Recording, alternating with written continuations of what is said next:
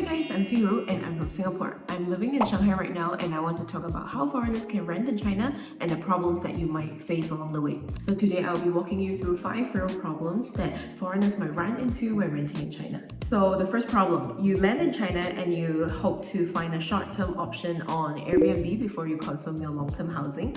But then the thing is, actually Airbnb suspended its entire China domestic business back in 2022. So basically you just can't use Airbnb in China anymore. So option number 1, of course, is to book a hotel. And for foreigners, usually we recommend Trip.com. It is the most foreigner-friendly interface right now because if you try to use local platforms like Dazhong Dianping or Meituan, there is one issue, which is that you realize not all hotels can accommodate foreigners. And this is not about people being unfriendly, it's just because the hotels, they need a different registration system to process these foreigner passports. So the hotels listed on Trip.com, they have already been filtered once, so most of them are already foreigner friendly, which means they can accommodate foreigners, right? So for your long-term housing, this is where Wellsy comes in. Wellsy is a non-agency rental platform, meaning that you connect with real landlords as a tenant, so you can save on the agent's commission fees, which is usually about 1 month's rent. So this brings us to problem number 2. You find a great apartment, the price, the location, everything is perfect. But then the landlord tells you they can't rent it to foreigners.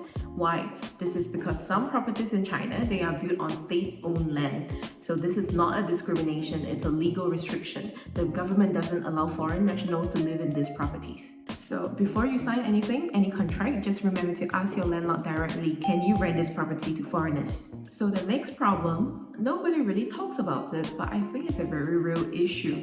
The squat toilet. I think most foreigners are aware of the squat toilet situation in China, but I don't think a lot of people know that in some regions in China, people might even install squat toilets at home, not just in like shopping centers or like outside areas. If you're renting in Shanghai, this shouldn't be a problem, but if you're not in Shanghai, then maybe just take an extra look before you sign anything. The next problem will be about utilities rates.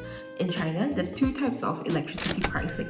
Residential electricity, cheaper for normal homes, and commercial electricity, usually for shops and offices, that's more expensive. But some apartments, especially loft units, building conversions, and apartments above shops, they will be using commercial electricity too, and the landlord might not tell you unless you ask.